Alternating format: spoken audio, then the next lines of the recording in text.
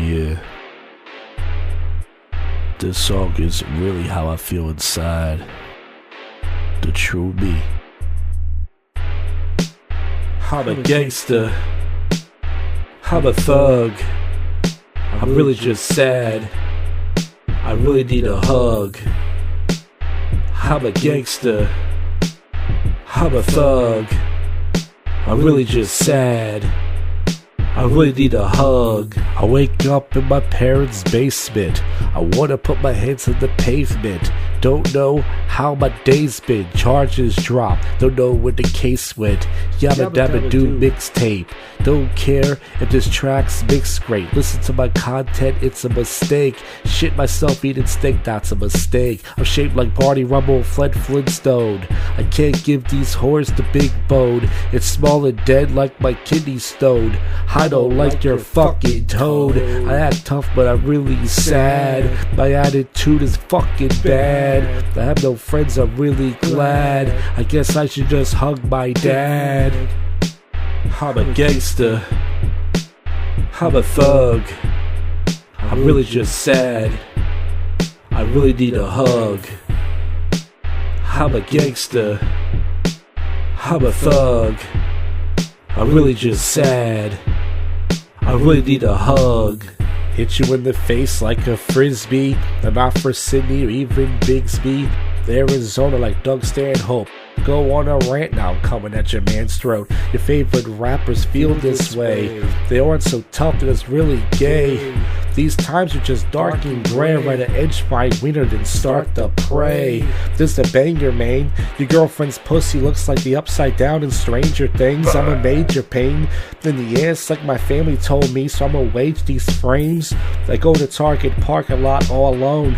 Anything's better than being home.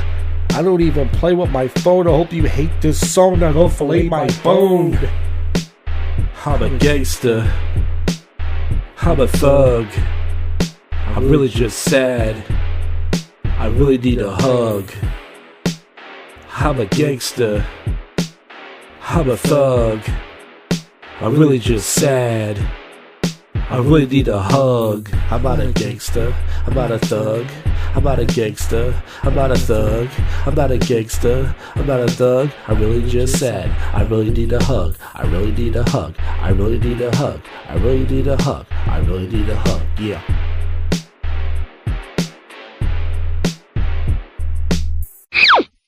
Woo-wee.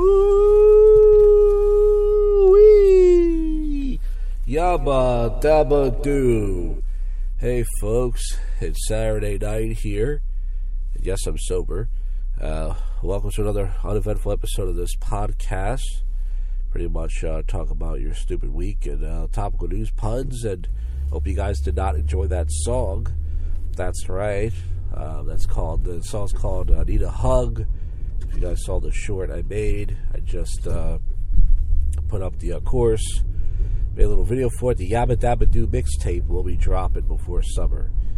Kids, that's what the cool people say. Drop it, yo. Well, anyways, talk about the bored week. Monday night, I had my open mic over at Wheaties. And to make a long story short, which is hard to do, I only had 5 comics and no audience. That's right. And the weather was actually, it was cold outside, but it was actually, I thought, it was pretty nice as far as, like, there wasn't, any storm or anything, no ice on the ground, no snow. But, what the hell can you do?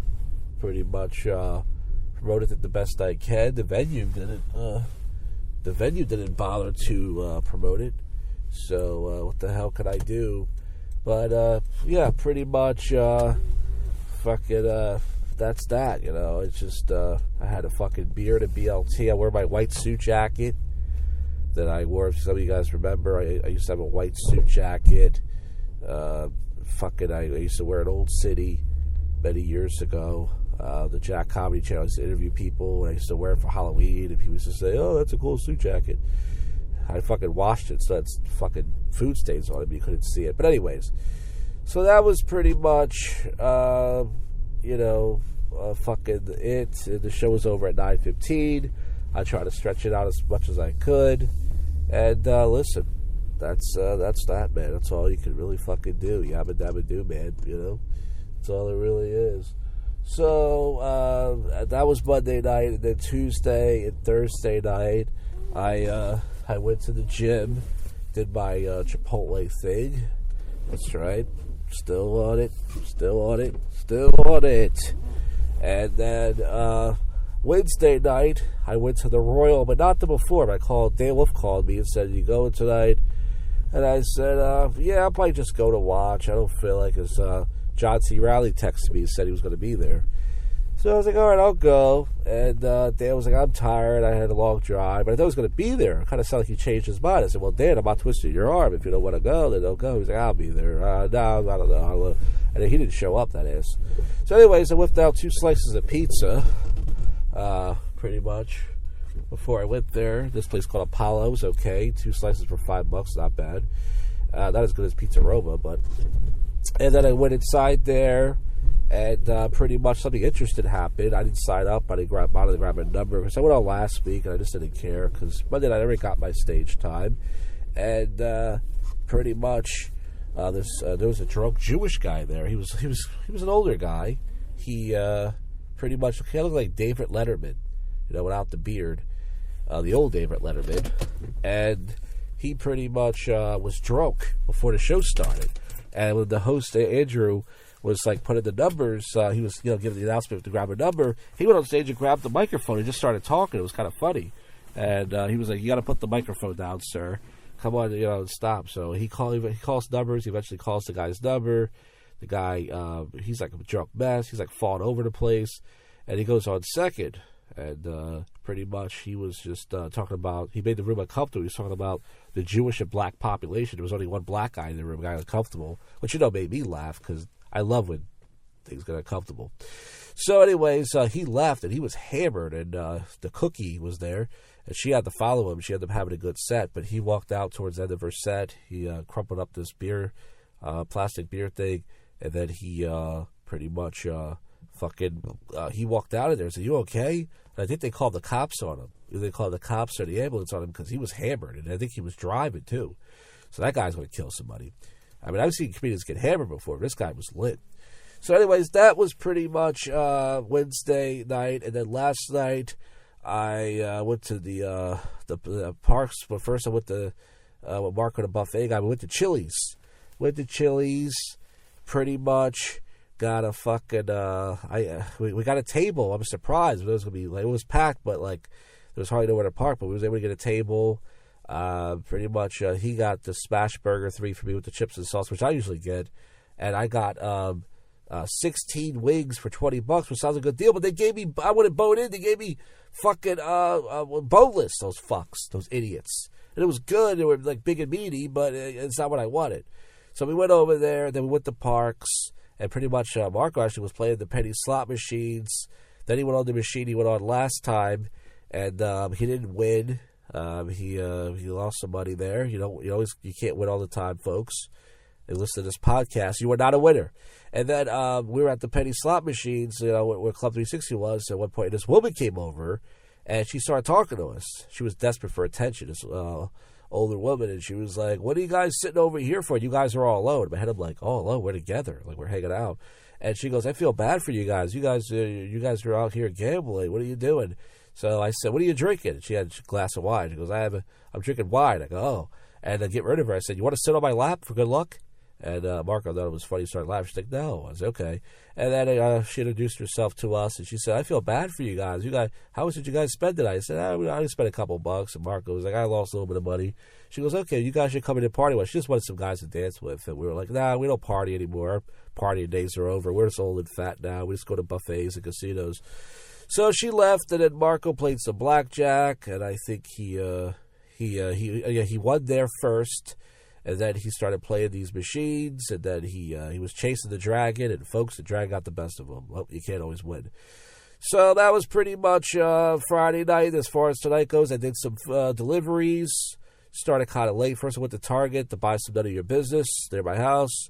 Then I I took a piss, and then I started doing it. And, I did about 6 or 7 runs as usual. Didn't get any big tips. But other than up my ass. Oh! I went to Papa John's twice, and the last order sucked. It took me to the ghetto, the other side of the boulevard, which I hate. And didn't make much tonight, but you know what? It'll buy me some Chipotle bowls and some steaks. But anyways, this is the first but yet worst comedy podcast in Philly. It's your favorite podcast show that most people would not listen to. And now it's time to get to your least favorite segment. It's time for the Odd News.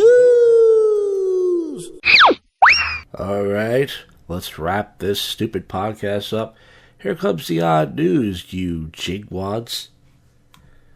New Yorkers now tip DoorDash just 76 cents per order, which is $3 less than a few years ago. That's a more reason than the Dine and Dash. Sniffing your own farts could protect your brain and prevent Alzheimer's. Alright, well, listen, we'll save that for the poop show. For Christ's sakes. What kind of show is this? Tribal leaders say ISC is detaining American Indians now. I guess now they could go back to their own tribe. I don't know. Reddit mod demands to be treated as a celebrity after getting removed from LSF. Woman goes to complain about chili in her prawn dumplings, but stall closed. You can now pay $1 million to reserve a hotel just to stay on the moon. But there's a crack into it. Something there. There's a joke there somewhere. Wabo passenger jumps out of self-driving car after it steps on rail tracks near an oncoming train. I guess that person wasn't on the right track. I don't use that word. Chinese woman's plea for help killing pigs draws thousands to her village, and I guess she's trying to get her own pork, but well, I'm bobbing, folks. I'm bobbing. Man successfully registers a potato as a slicer. That guy's a real potato brain. Like me. Gunman threatens customers and steals 106,000. I saw the video of this. 116,000 of Pokemon cards for New York City. Yeah, I guess he caught them all, didn't he? That was alright. Man robbed West Jordan Bank, then bought food and left stolen money as a tip. Well, that's a generous deed for you. Nuclear weapons are now ESG compliant. Let's see, is there anything else? We got one more news site for you here, folks. It says, so apparently your AI girlfriend can and will dump you. Well, I guess they're getting a little bit too much of the reality there, huh? Must plan for financial crisis triggered by aliens. It says, this is why everyone can't stop talking about young hoes. TikTok no longer cares if your boyfriend sucks. James Taylor was arrested after calling 911 more than 150 times. I don't know anything about him, so I can't call it a joke right now. I'm sorry. I'm bobbing anyways. Castration linked to increased lifespan in mammals. We didn't get much out of the news segment this week, but some weeks are better than others, and some weeks I'm better than others, and I'm just out of it right now. Just woke up from a nap. Well, folks, that's it for this awful episode. It should be it for the show. But we'll see you folks next week. As far as on the channel next week, I don't know, a prank call show, and maybe something else. Who knows? But that's it. I'll see you folks on the next one. You just listened to, and that's it. Go freak yourself, Cuffy.